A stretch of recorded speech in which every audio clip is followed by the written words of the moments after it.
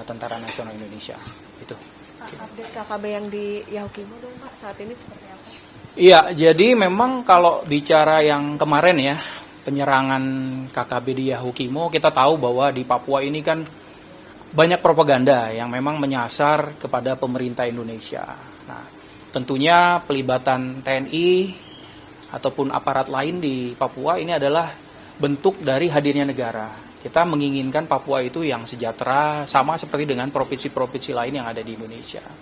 Nah, operasi-operasi yang dilakukan itu memang menggunakan beragam pendekatan, mulai dari kesejahteraan, kemudian pendidikan, ekonomi, sampai dengan keamanan. Karena kita tahu bahwa di Papua memang ada isu organisasi yang menamakan dirinya OPM, yang memang sering melaksanakan propaganda, dan bahkan terkait dengan insiden terakhir itu yang disasar adalah warga sipil.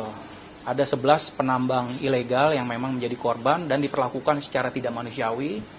Mereka dibunuh dengan sadis, bahkan ada yang organ tubuhnya terpotong ya.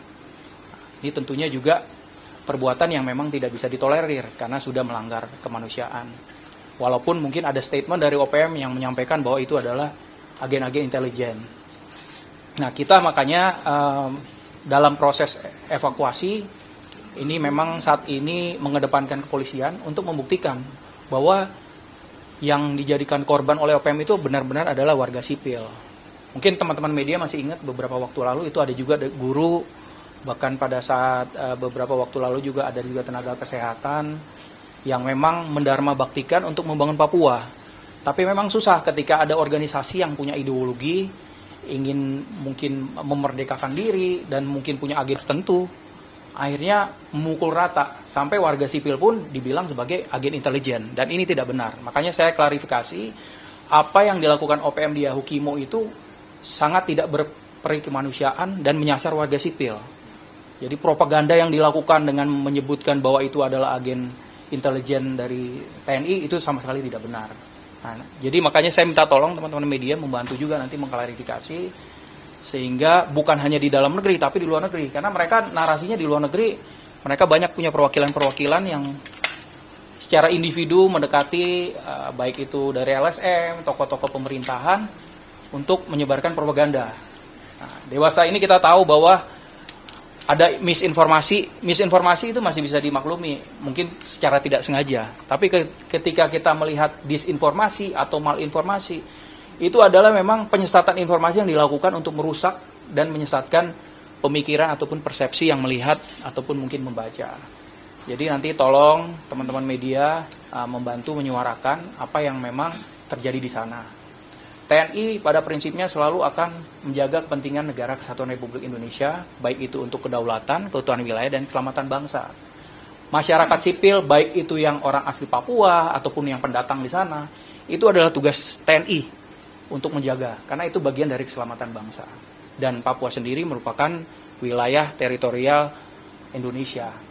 Oleh karena itu jangan sampai nanti karena ada propaganda, ada pernyataan yang menggunakan video, dokumentasi, kemudian disebarluaskan ke luar negeri, terbentuk opini seakan-akan itu adalah benar. Banyak memang disinformasi yang beredar, apalagi dengan ada media sosial, yang digunakan narasi-narasi yang menyudutkan pemerintah dan TNI. Nah, saya berharap memang masyarakat ini bisa lebih jeli lagi, dan tentunya kita tidak bisa hanya bekerja sendirian, Kemhan dan TNI.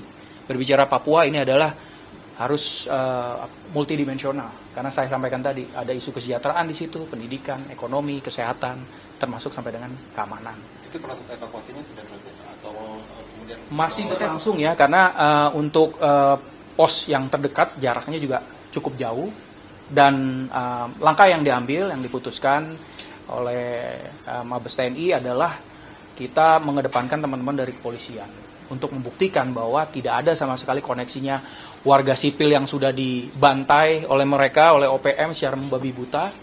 Ada kurang lebih sekitar 11 yang menjadi korban, kemudian dikait-kaitkan bahwa itu adalah agen intelijen.